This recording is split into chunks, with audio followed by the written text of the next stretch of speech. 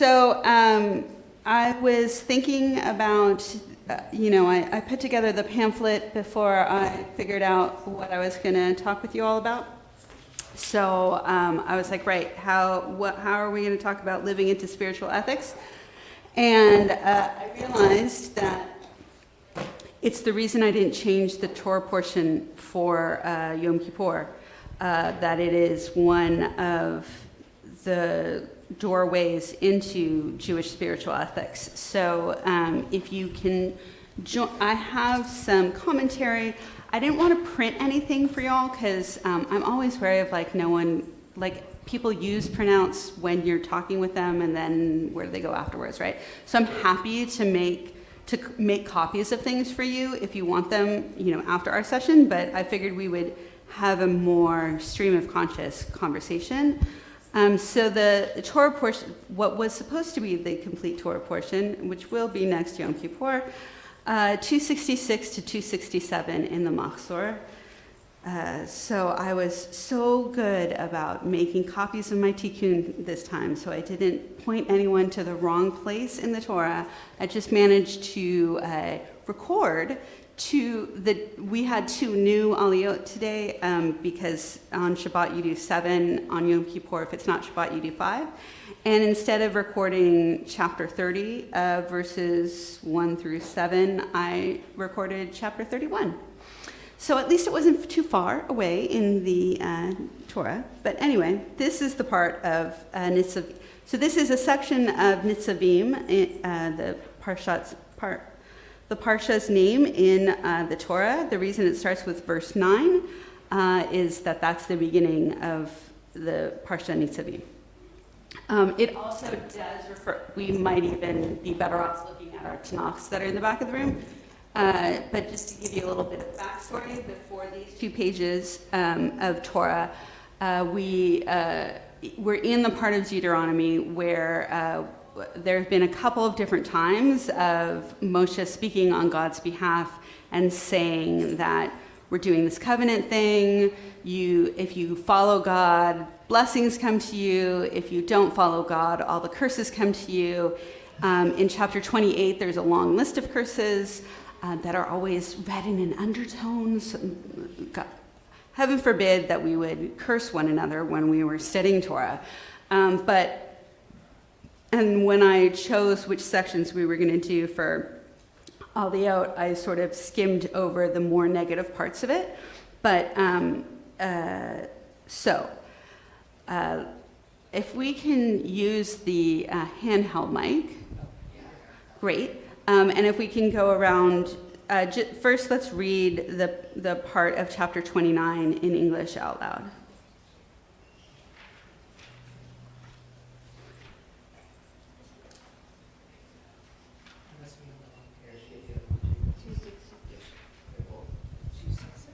Okay. I have a mic, so I'll go ahead and start. Great. You stand this day, all of you, in the presence of Adonai your God, your tribal heads, elders, and officials, every man, woman, and child of Israel, and the stranger in the midst of your camp, from the one who cuts your wood to the one who draws your water, to enter into the covenant of Adonai your God, and the oath that Adonai your God makes with you this day, to establish you as God's people and to be your God, as promised to you and sworn to your ancestors, Abraham, Isaac, and Jacob. And not with you alone do I make this covenant and this oath, but with each one who stands here among us this day in the presence of Adonai our God, and with each one who is not here among us this day. Okay, so let's take a guess as to why we think the rabbis of old, because this is not just a little bit of backstory. Reformed tradition switches up, gives you alternative options for Torah portions. They especially aren't keen on the Torah portions that are chosen for Rosh Hashanah, but a lot of Reformed communities do this, which is the traditional Torah portion for Yom Kippur. So let's start with guessing why this would be our Torah, what we're reading from the Torah.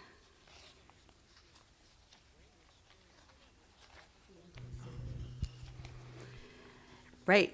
Inclusivity. what is the main focus of this short paragraph that we just heard? And if we can use the mic. It's everybody. The reference to the woodcutters and water drawers is the least among the population. And- But it's about the covenant, right? That everybody's reconnected. There's in the Indeed, covenant. And how do you get a covenant? I'm not trying to make a quick trick question. I'm just the word that keeps popping out to me is oath. That it is not just something that God's giving to us, that we are taking an oath upon ourselves this day.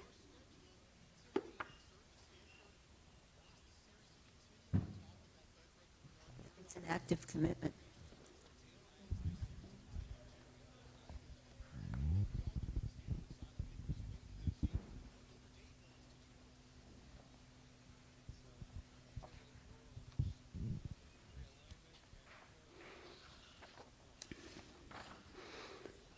Okay.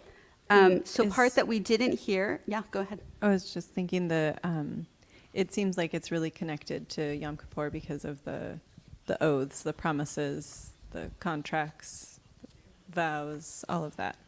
This is the big one. Right. Yeah. So unlike the oaths and promises and contracts we say are null and void because we went through a legal process last night with Kol Nidre, this is after Kol Nidre, we are taking on this oath, this vow, this covenant. Now, chapter 29 does actually go on a bit further than verse 14. It goes on to 28. Verse 28 is the end of Deuteronomy chapter 29. But we're going to skip ahead to chapter 30 and imagine that these two are knitting themselves together for us. So does someone else want to read the bottom of the page Yeah. with the mic?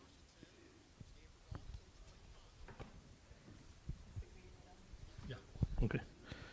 When all these things happen to you, the blessing and the curse that I have set before you, and you take them to heart among the nations to which Adonai your God has sent you away, and you return to Adonai your God, listening with all your heart and soul to God's voice, to everything I command you this day, you, your children, then Adonai your God will bring you back from captivity and take you back in love. Adonai your God will return to gather you from all the nations where you were scattered. Pause. So,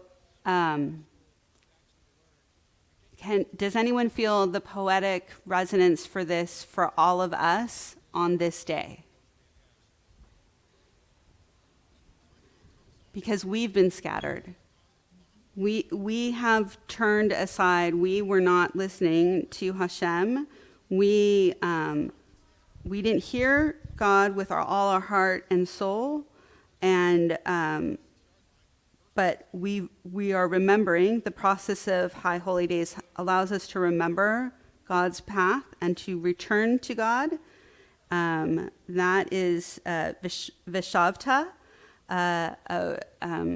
the verb form of teshuva, the noun, that we keep talking about on this day and this season. And God is going to take us back in love.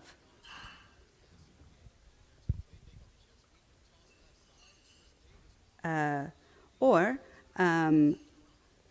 what it says in Hebrew, Vishav Adonai Elohecha et shavutecha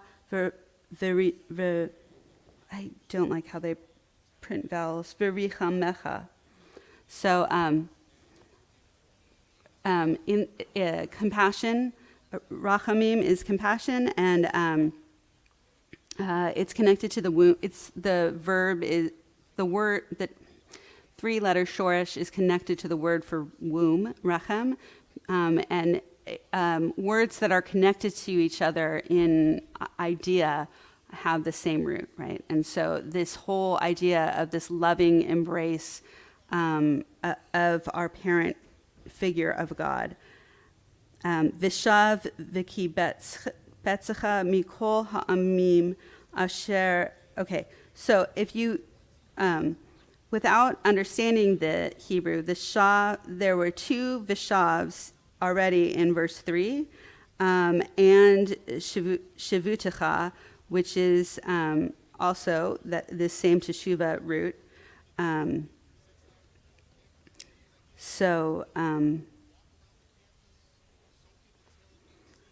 These are pulling out the strands of why this is for today.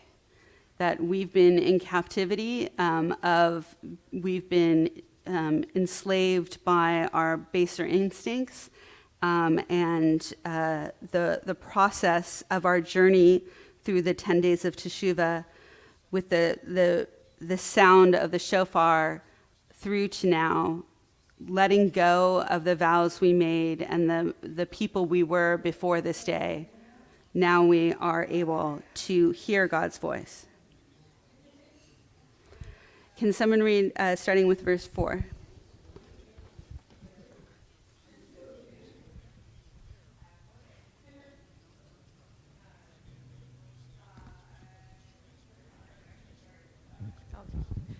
Should you be banished beyond the horizon, even from there, Adonai your God will gather you up and take you back. And Adonai your God will bring you to the land of your ancestors, making it yours and giving you goodness and numbers greater than theirs.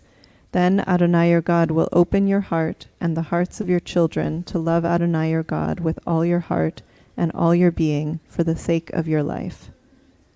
Adonai your God will afflict your enemies and those who pursue you with hate, but you will return, heeding the voice of Adonai, obedient to all the mitzvot I command you this day. Okay, let's pause.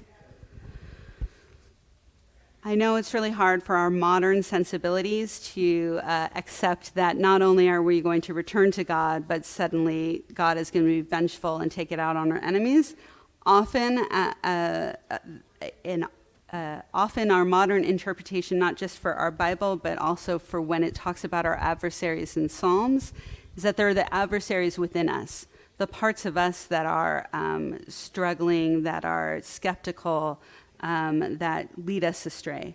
So let's not think about other people, but just the ways in which we stumble before our best selves. What are the parts of us that keep us from moving forward with the intentions we have? Yeah. Can we give Eric the mic? Just reading 7 in a way that I haven't before, which is that the affliction on the enemies is hate. Not that God is afflicting them from a hateful place, but that the enemies are being afflicted with hate, as opposed to the rest of us who are coming into love.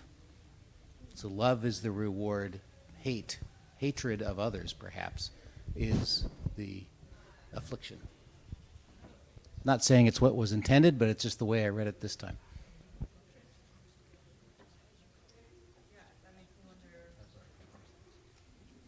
It makes me wonder what it says in Hebrew, because that is really interesting and different from how I was understanding it. V'natan,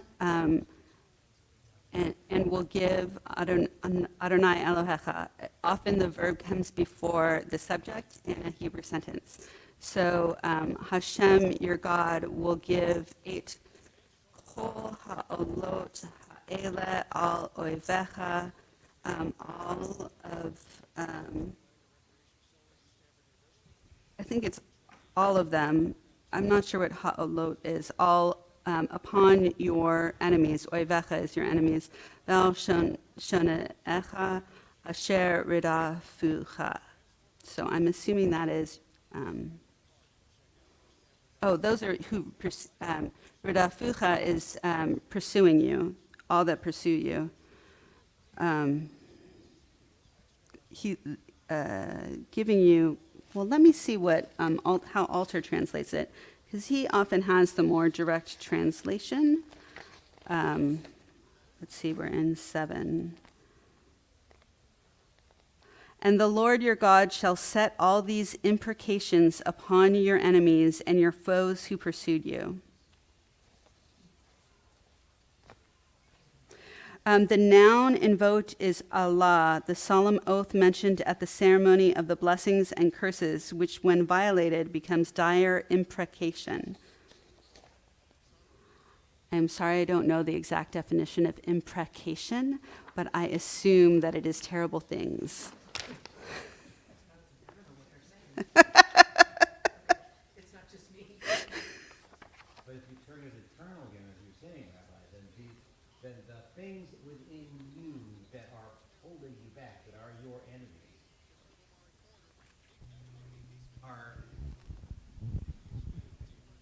are set upon with hate, Yeah. right? Maybe it is hate, to extend this, it is hatred within you that is creating, that is the motivator behind these things that are setting you back.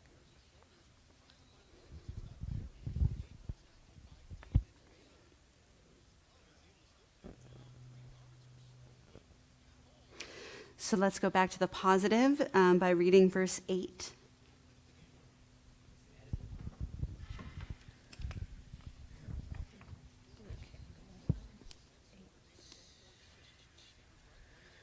But you will return, heeding the voice of Adonai, obedient to all the mitzvot I command you this day. And Adonai your God will bestow abundance through the work of your hands and the fruit of your womb, through the fruit of your livestock and the fruit of your land. Once again, Adonai will rejoice in your well-being as in your ancestors before you, because you will heed the voice of Adonai your God, keep the mitzvot and the laws inscribed in this book of the Torah, and return with all your heart and all your being to Adonai your God. B'chol levavcha uv'chol nafshecha. Does anyone recognize those words? Yes, Jordan has the answer. They're from the Ve'ahavta, and they were spoken not once but twice in this part of the passage. So they're at the end of the passage, and they were spoken of before. Oh, in verse 6. You know what? I really dislike the way that this is translated in our Mahzor. So in Alter, Alter says, or the Hebrew says, Umal Adonai Elohecha et levavecha ve'et levav zarecha. Okay. And the Lord your God shall circumcise your heart and the heart of your seed, to love the Lord your God with all your heart and with all your being for your life's sake. That's verse 6. And then verse 10 that we just read, when you heed the voice of the Lord your God to keep his commands and his statutes written in this book of teaching, when you turn back to the Lord your God with all your heart and with all your being.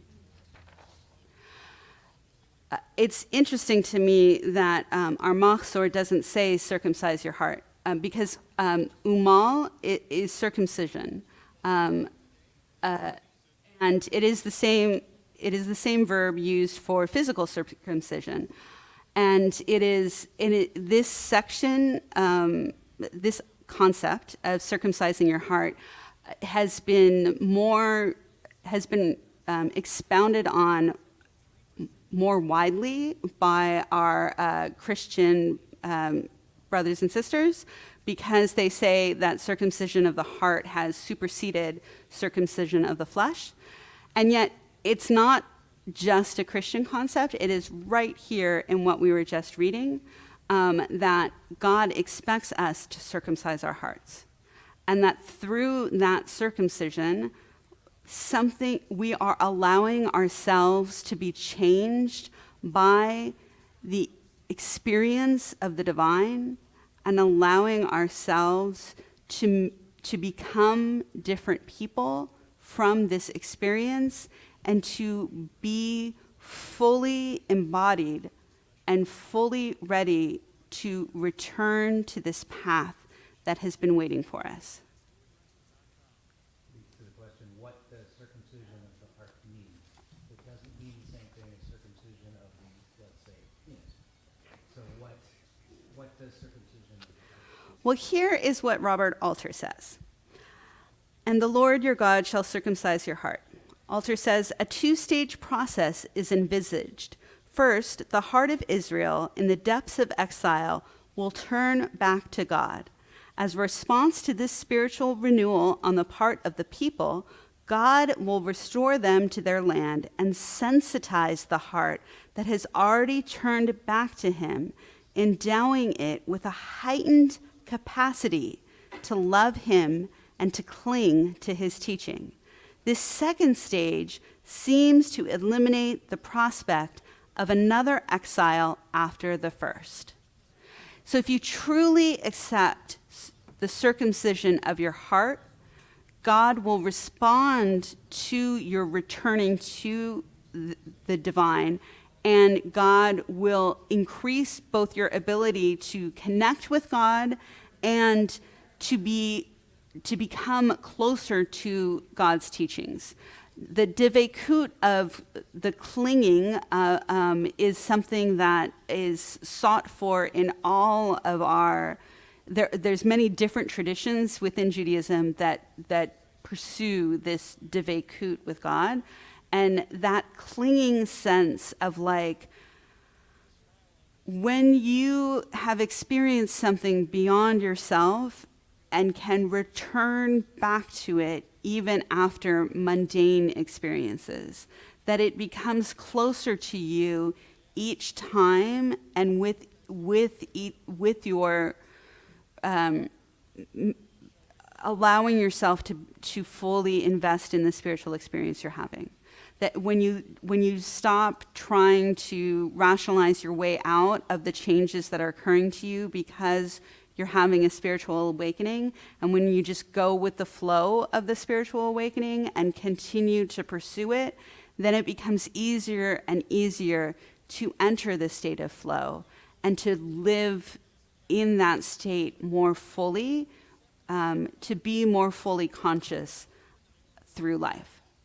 And that is the circumcision of the heart that has transformed my life.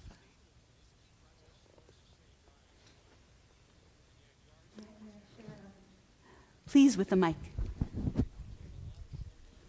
So as I'm hearing it with the what might be considered the extreme language, the word circumcision, as with the foreskin, upon exile, a portion of the heart is excised, and upon return, there's rejuvenation, regrowth. Doesn't happen with the original kind of circumcision, but does that make sense in terms of interpreting the use of that particular word? And as you were describing. Sure.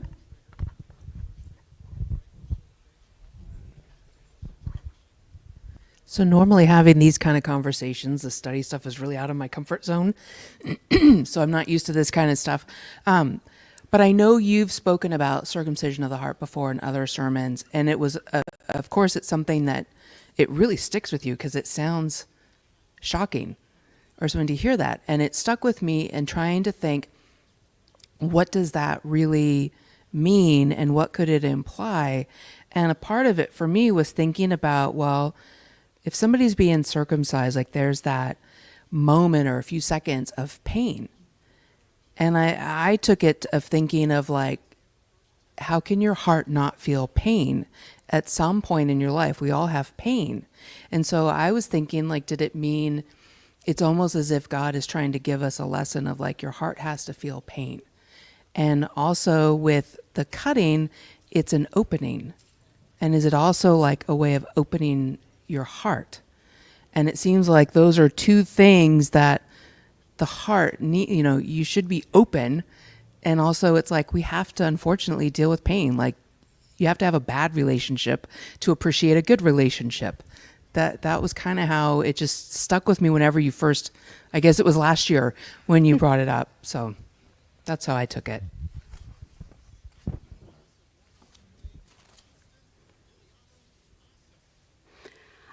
I will say that for me, it's not so much regrowth as it really is cutting away. The transformation that continues to happen in my life is about letting go of the ways of being that separated me from holiness, from deep connection with people. I, in secular studies, learned how to be an activist. Learned about peace and justice studies was my major in college, and I became a peace activist. And so I learned how to be angry and how to like have a vision of the world that was so completely not being experienced that I was angry at everyone for not seeing how terrible the choices of the government and the wide majority of people were, and I just lived in alienation from the society around me.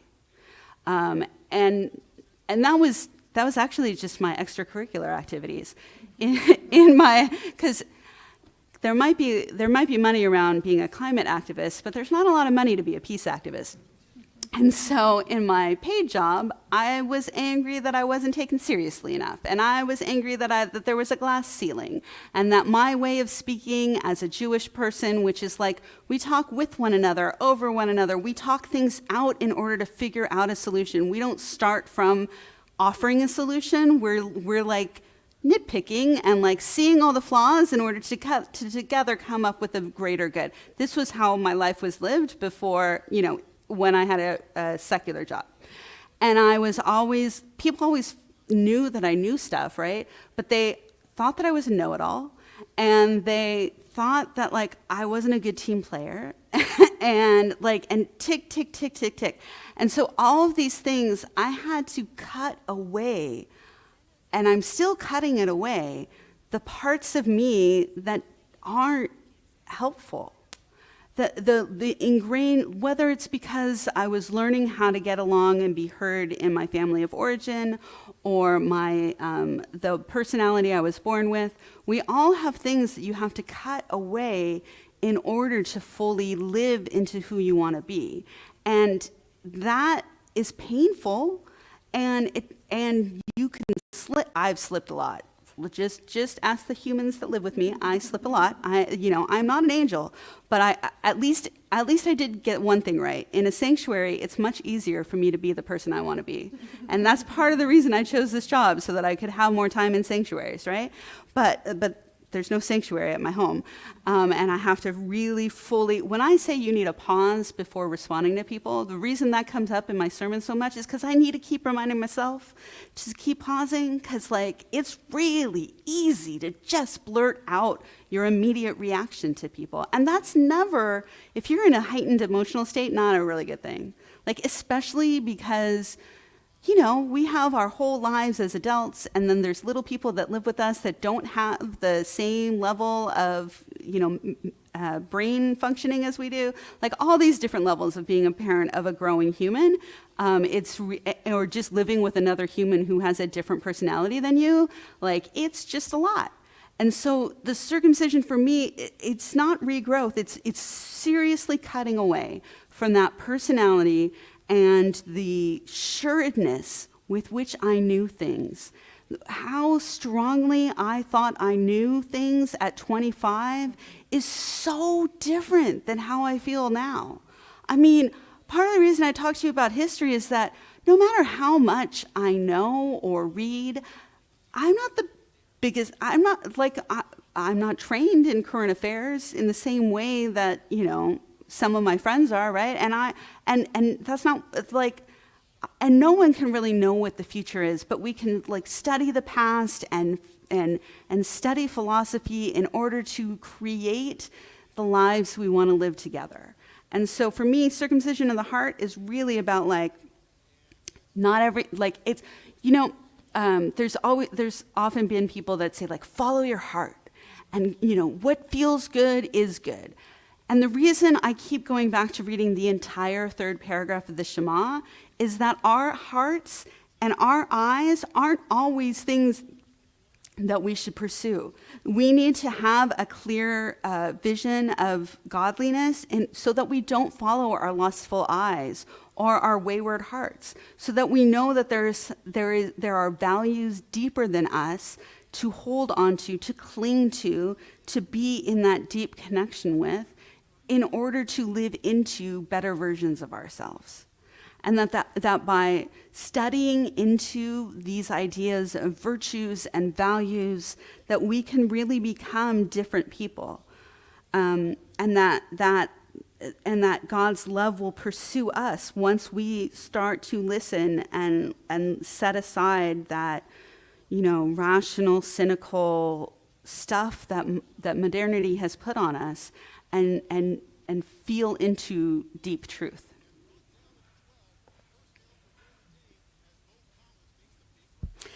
And in case this all sounds super out there, super hard, then we get verse 11. So can someone read verse 11? For this mitzvah, which I command you this day, is neither beyond you nor far away. It is not in heaven, causing you to say, who will go up to heaven on our behalf and get it for us? Let us hear it, that we may do it.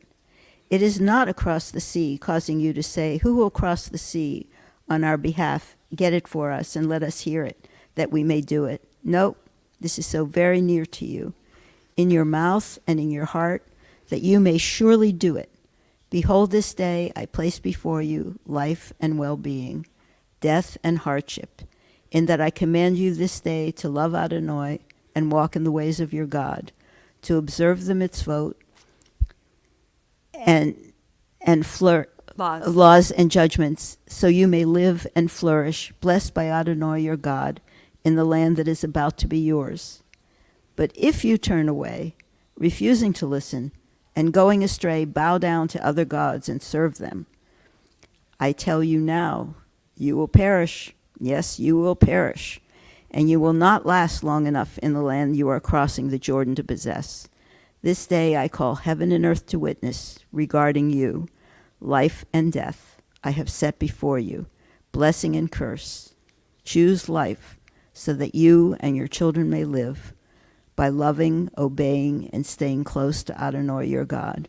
For God gives you life and length of days to dwell upon the land that Adonai swore to your ancestors, Abraham, Isaac, and Jacob.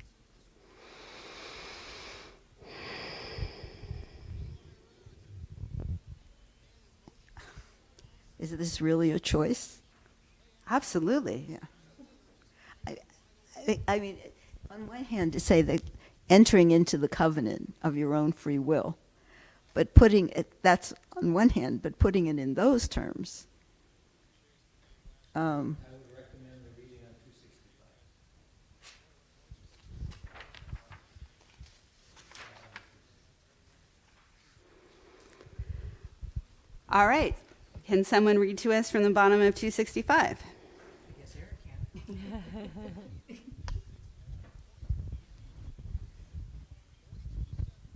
I happened to read this while something else was going on during the service. I have put before you life and death, blessing and curse. Choose life if you and your offspring would live. Rabbi Eliezer Davidovitz asks the obvious question: is there a person who would choose death? What kind of choice is really being offered here? Wouldn't most everyone prefer life to death, blessing to curse? And here is his insight. There are two ways to choose life. The first way is the I way. If we want, we can choose to think of ourselves first. We can worry about our needs and our desires and our wishes, and only later will we consider the needs, desires, and wishes of others. But there is another way to choose life, another way to live our lives. This is the you way. Before we act, before we decide, before we speak, we can choose to think about how our actions, decisions, and words will affect others.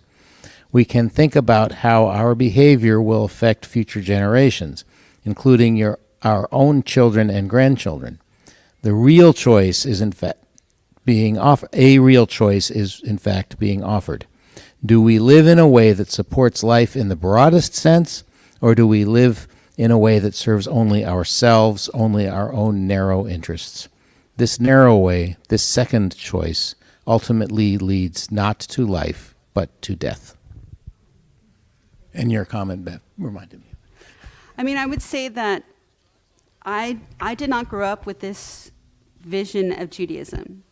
And the people I grew up around were not pursuing this our way. They were not seeing this relationship with God as the ultimate reason for the covenant. And that was Beseder. It was okay. There was no judgment of it. There was no expectation otherwise. There was just be with other Jews and nothing farther than that, right? And so what did be with other Jews mean? I mean, I was with other Jews when I went to the racetrack. And, or on the bowling league, like, but we were all together. We were all other Jews together. And my dad, not ironically, had the famous 80s bumper sticker, he who dies with the most toys wins.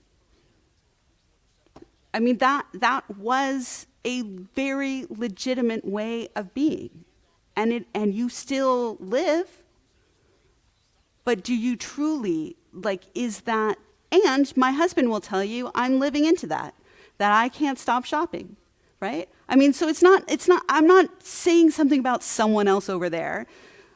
You know, may my father's memory be forever a blessing. I am saying what we all struggle with.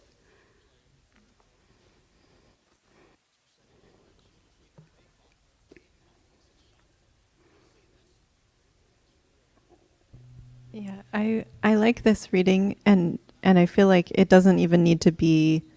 This reading feels to me like a step removed, and the choose life or death works for me at a personal level too. And I see myself, like when I zone out instead of doing the thing that I really want to be doing with my time, that feels to me like I'm choosing death. I'm not really engaging in the life that I want to be living. And it doesn't feel like it's easy too, because if it's like, oh, here's death, here's life, sure, we're all going for life, but it isn't that easy because it takes intention and energy and effort. Yeah. And breaking habits. And also feeling okay that tuning out. Sometimes we really just need the break from life, and we can't be purposeful in every moment of our lives. What I realized that I really needed is I do you 10Q every high holidays, and I realized I really need to stop talking about social media in my things I'm trying to give up, because at some level I'm just always going to have it, right? So I just need to put it in its proper place, and then I'll be okay. Because we all need to tune out sometimes.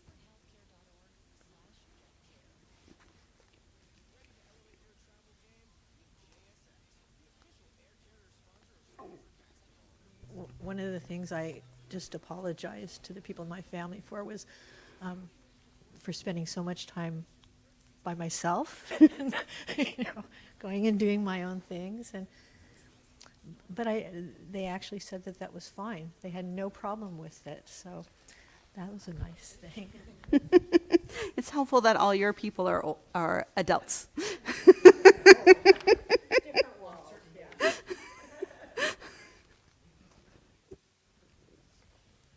Okay, can I go back to this circumcision of the heart? Because, boy, that's Yeah. taken my brain. So, first, that's something we all have to do for ourselves, right? There's no moil that comes in and helps us.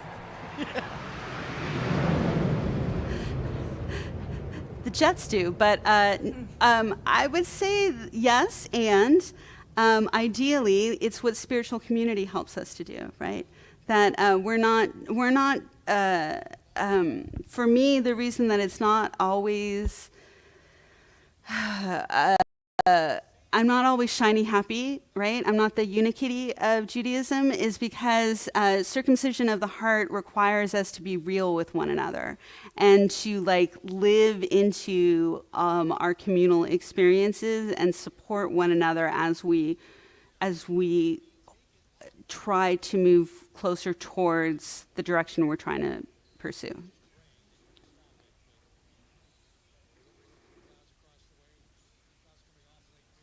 Because if you just read this, you wouldn't even know that it said circumcision, right? Like, I can't tell you how many times between circumcision and suckling, I do not understand what the Jewish Publication Society has against clear translations of Hebrew. But we are supposed to be suckling from God in the crevice of the rock. And that is so much clearer to me.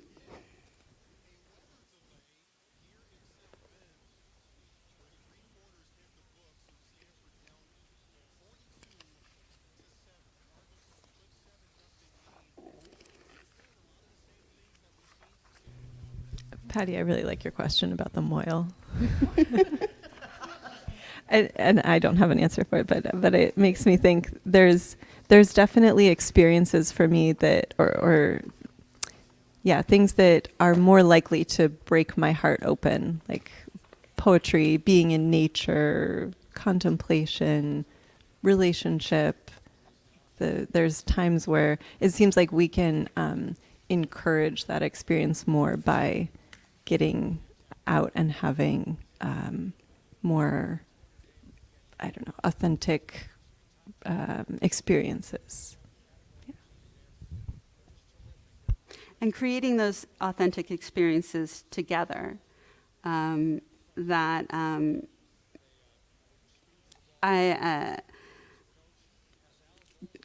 my husband is my editor of my sermons, and he often asks me, like, why are you talking to the people that aren't in the room? Because I'm always like, I always have to, like, make my way through the, like, I know you've had bad experiences. How do you know they've had bad experiences? Maybe they've never had a bad experience. Well, if they didn't have a bad experience, there'd be this many people in the sanctuary every week, not just on high holidays. We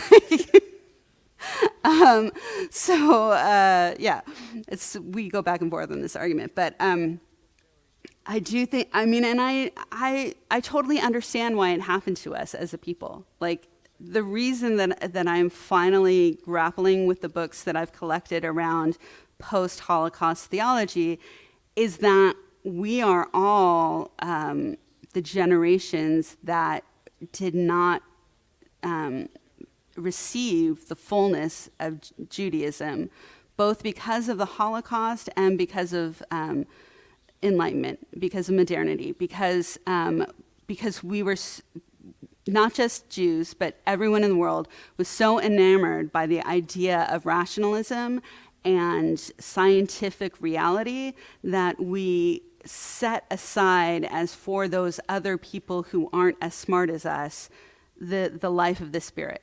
And then we had this catastrophic thing happen to us, and a lot of the ways that people spoke about the divine and us as a people was just shattered by it, and they couldn't grapple with how to stitch themselves and us as communities together in the shadow of it. So we had a bit of performative Judaism and very much just clinging to, well, those of us who weren't Reformed, clinging to our ethnic identity. Those who were Reformed, like, clinging to a more Christianized way of being Jewish. And so all of us were just trying to sort out a way to do Jewish without fully reconciling with, they don't really like us. and they've killed us a lot, and yet we still exist. So, so that's sort of like where that difficult reality is what we all live in, and it's hard. Yes, we can have very happy moments and very joyous space, particularly coming up because Sukkot we are required to live in joy during that holiday. But we can maintain, like, we don't have to have rose-colored glasses in order to fully connect with the divine and with our spiritual community.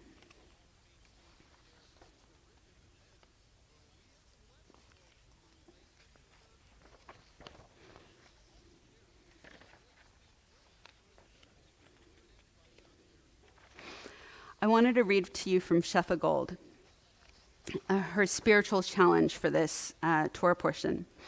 As we stand before God, we are challenged to reclaim all the shards of self that have been broken off in trauma, all the lost pieces of self that we project on the other, all the parts of self that lie hidden behind walls of shame or pride. As we stand up in our integrity, the blessings of covenantal love begin to shine through our lives. These blessings of covenantal love come as we stand before God and rise to the challenge that has been put before us. We grow into spiritual adults by standing up to face this challenge and not shying away from it. I've put life and death in front of you, blessing and curse.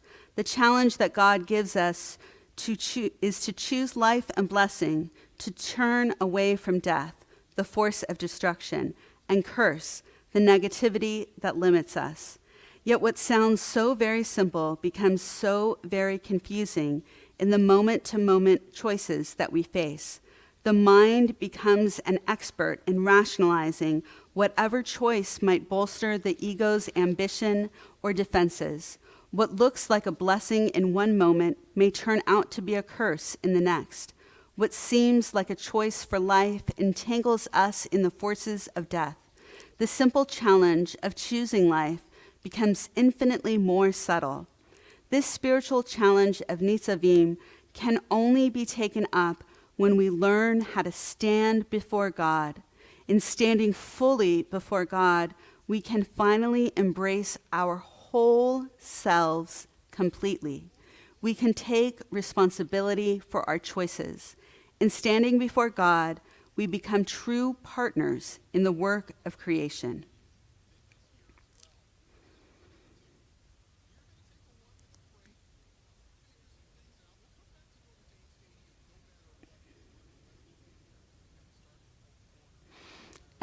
The next 3 paragraphs, she describes leading High Holiday services at a mindfulness retreat being taught by Thich Nhat Hanh.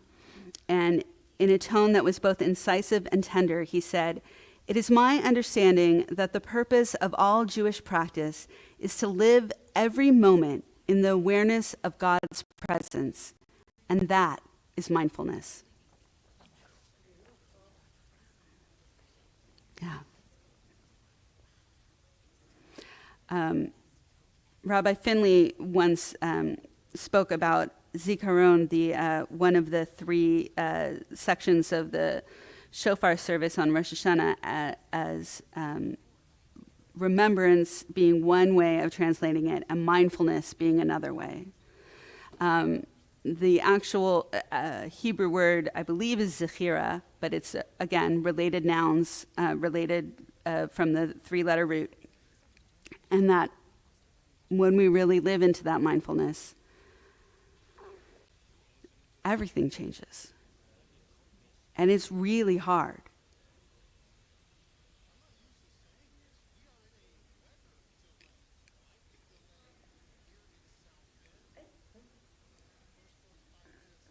I think in some ways it's easier as you get older. I was going to just say that too. I was thinking that. Because when you're younger, you're worrying about what other people think of you. And when you're older, you just say, I am who I am.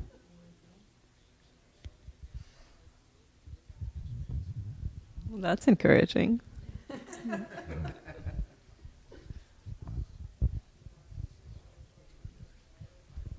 I'll definitely back up what Bev said, that it really took me until I turned 50 to where I just didn't care.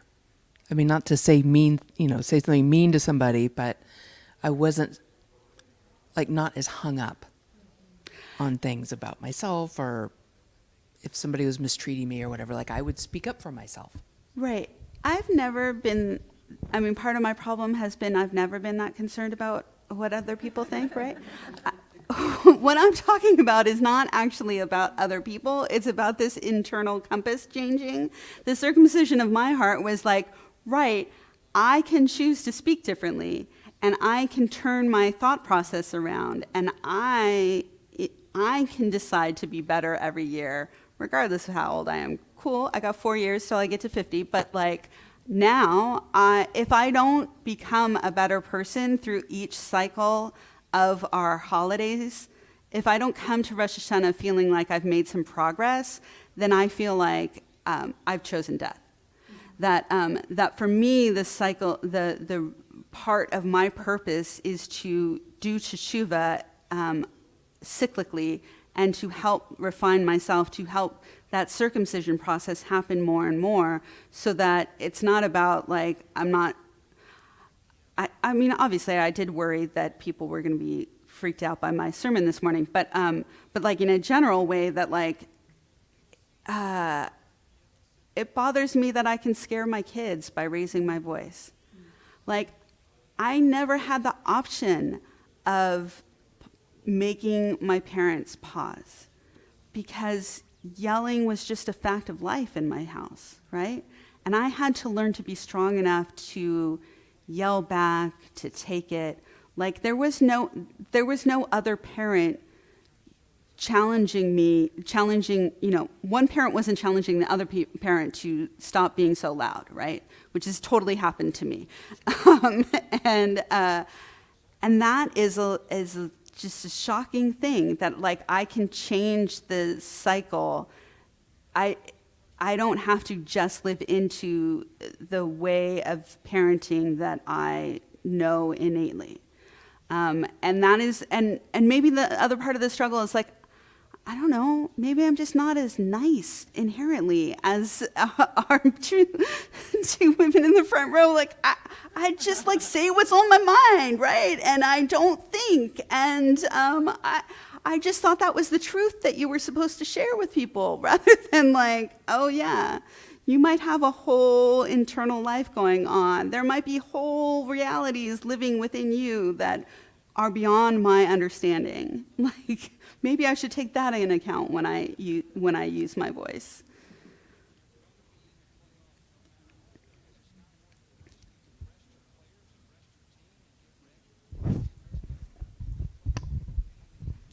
I wanted to pick up on that idea of the cycle. And in the thing that you read and a lot of other, when you stand before God, this is what happens. As if it were a done thing. But strongly in our tradition, there is creation and recreation and recreation and recreation. So I would, for me, if you can have a moment in a year when that thing that she talks about happens to you, you are blessed beyond all. And the next moment ain't going to be like that. And you're going to go all the way back down into all of these bad things that are motivated by hate. And then maybe by doing the cycle again, you can get back to that moment. And I love that about the tradition, this idea of that the world is constantly being recreated. And so are you. I wanted to add to that there's a visual that's helpful for me when I think about the cycles, that it isn't just a circle, and that you like stay in the same place the whole time and, oh, I lost my temper again, I'm back to square one. But it's more like a spiral. And so we come back around to that same experience or that same time of the year, but we're not actually where we were originally, because each of those years or each of those experiences has changed us.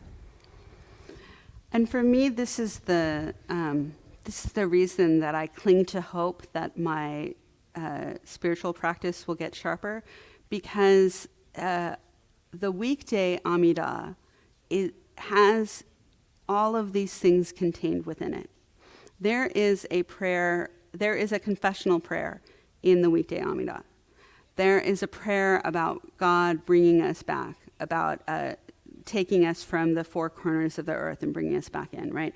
So all of these elements that we put into focus for in different holidays are contained within the prayer that we're challenged to say 3 times a day. And if I could just say it once a day on a consistent basis, it is a transformative process. Whether you say the original prayer, the prayer in Mishkan Tefillah, or even one of my teachers, Rabbi Marsha Prager, has cards for the weekday Amidah that just pull out their essence visually and with words, that we can really live in to our best selves, and we don't have to wait for another holiday for it to happen. It's really with every breath we take.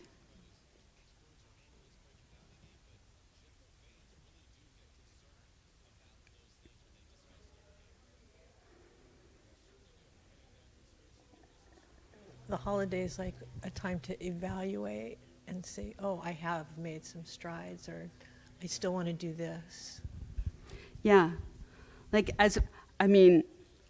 sure, we're all in the Vidui confessional space of Yom Kippur, but I am also proud that I feel more comfortable standing here, right? And that I can be more fully present to the experience of guiding the service than I was even last year, and especially not the first year I was here.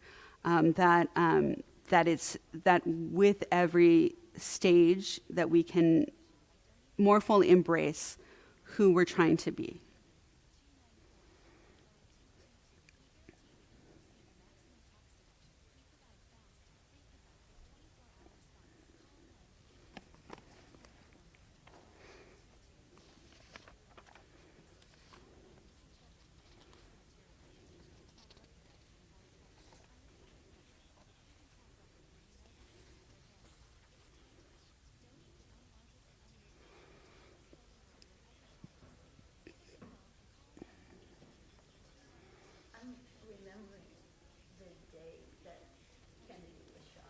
Mm.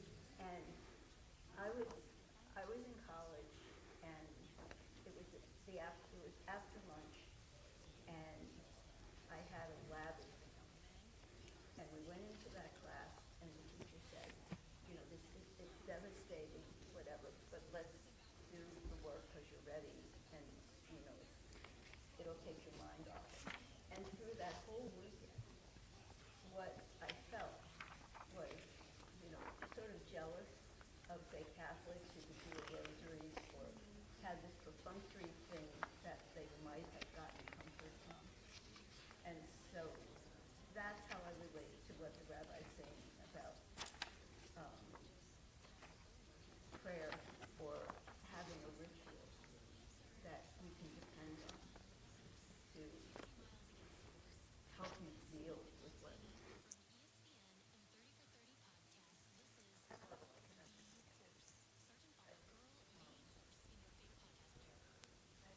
as an individual, I really feel comfortable studying the text and doing that and going.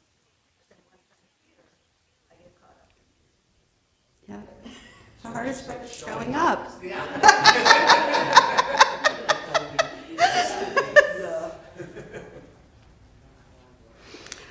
We read verses in Deuteronomy chapter 30. This is part of the verses, starting in verse 11.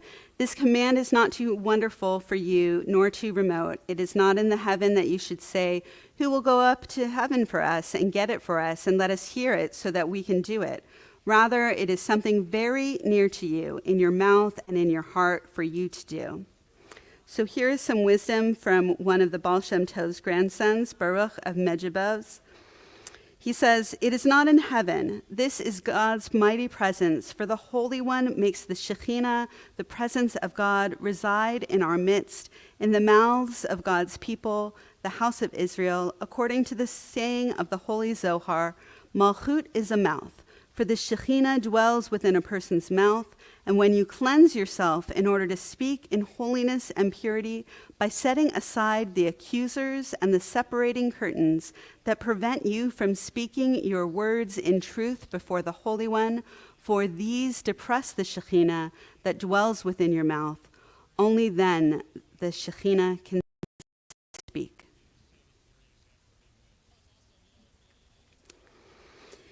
In Baruch of Medjiba's view, the verse is referring to the Shekhinah, the presence of God that resides within us.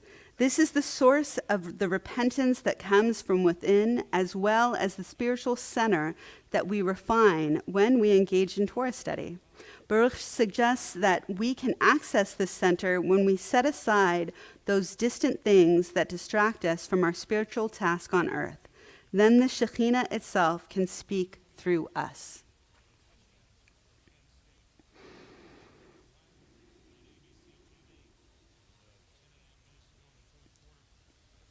My guilt about the way that I speak with my family is because I aspire to be a person who can speak with thoughtfulness and that can help my own children live into themselves more fully. And if I don't hold on to part of my energy for speaking at home and having a relationship with them, then I fail in being a container for holiness.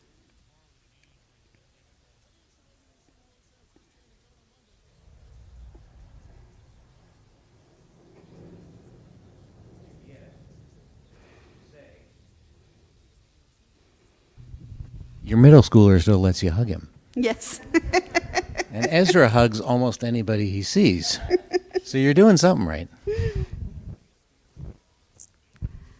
I think in that particular regard, I can remember being a child and having the aunt pinch you on the cheek, the great aunt, and say, "What's my name? What's my name?"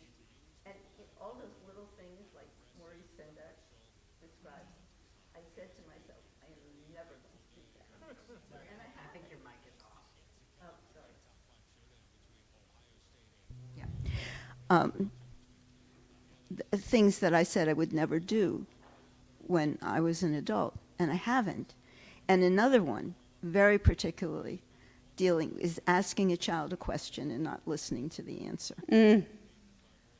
And I think that's why I have the relationship I have with my kids and with my grandkids, because I listen to them. Yeah, it's really not about doing things with them. It's about listening to them. It's a struggle. I learned that the reason my middle schooler doesn't really talk to me is that I don't play video games. So.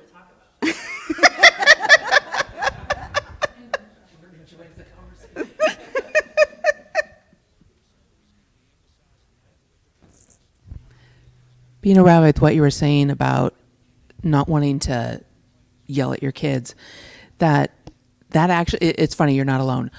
That is actually something that I'm working a lot on, especially the TMI part, of course, becoming menopausal, then postmenopausal, like, on a short fuse, can be very snappy, not sleeping and all that.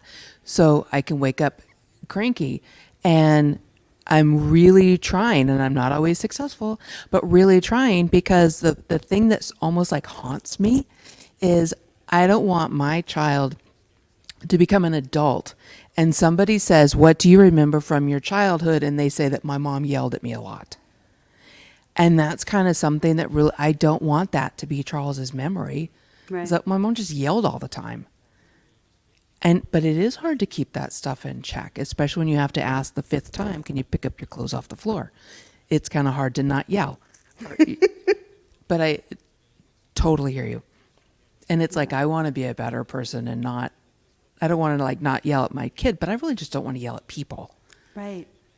And it is hard to kind of keep it in check. Or I think at one point you were kind of, maybe you were thinking about like having the filter. Like some people have a filter and some people just never had one. Yeah. And how do you say stuff? And we were told, especially after the third wave of the feminist movement, about speaking up. Well, but sometimes the speaking up, we may be saying something that's not very nice.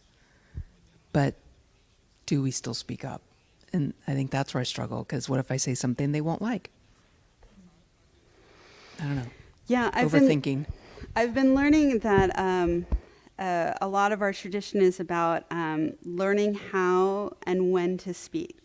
So, like, you don't correct people in public, and you try to be kind in advice, or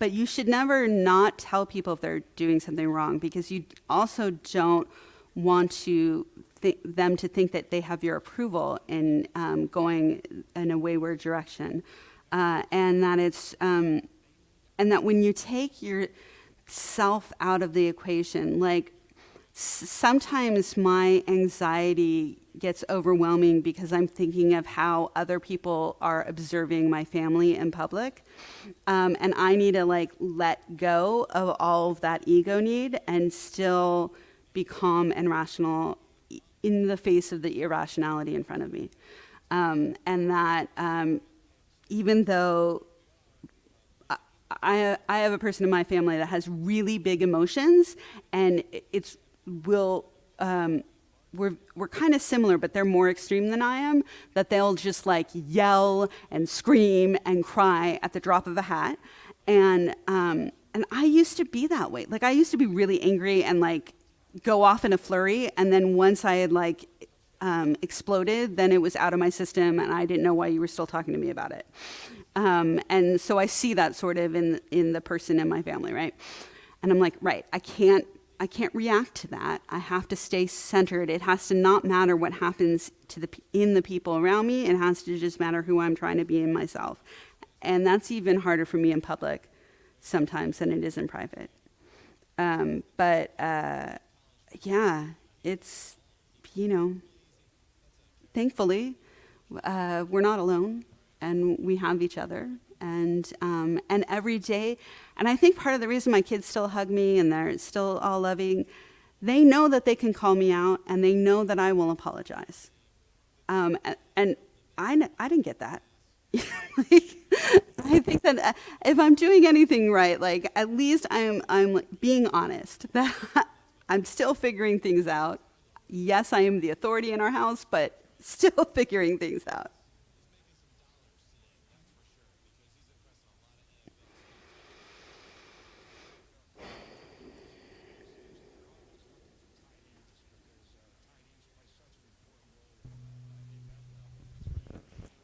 Leviticus 19:18, everyone focuses on love your neighbor as yourself. But the harder line is right before that. Reprove your neighbor, but incur no guilt on account of them. That's the really tough commandment. Because you are commanded to reprove them. You are commanded to say if they're doing something wrong. But you got to do it in a way that you do not incur any guilt on yourself by doing it. And that line between gossip and warning people, about situations that might be detrimental to them or whatnot, it can be very fine. Or like you're trying to help the community out by talking about this thing, but like the way we talk about things is huge.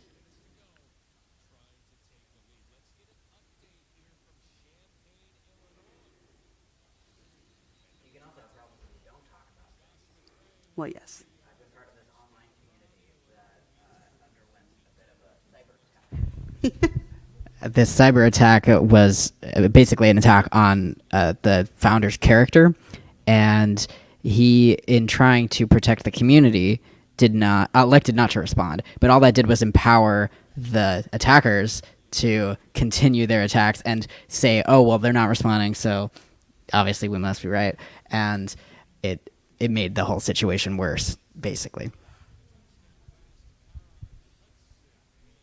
Yeah.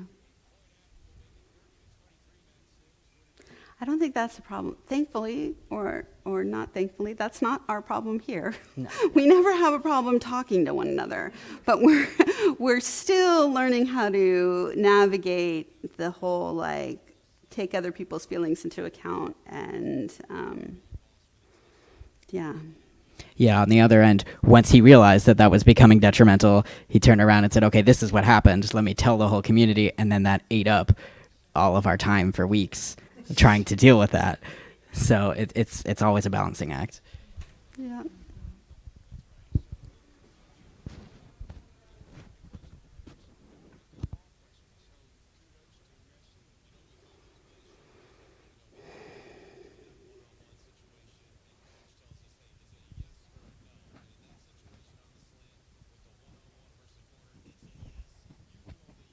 Well, I am inspired.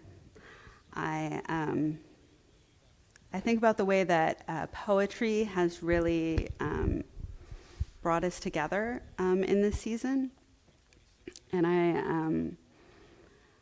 think I'm going to start experimenting with more experimental Shabbat services as ways of integrating more of our different ways of coming into spiritual space together, as someone here has been asking me to do for a year.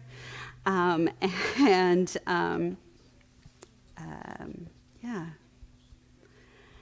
And just the showing up.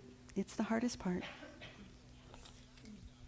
So we can formally close so as to make space for the youth service that will be happening in about 15 minutes.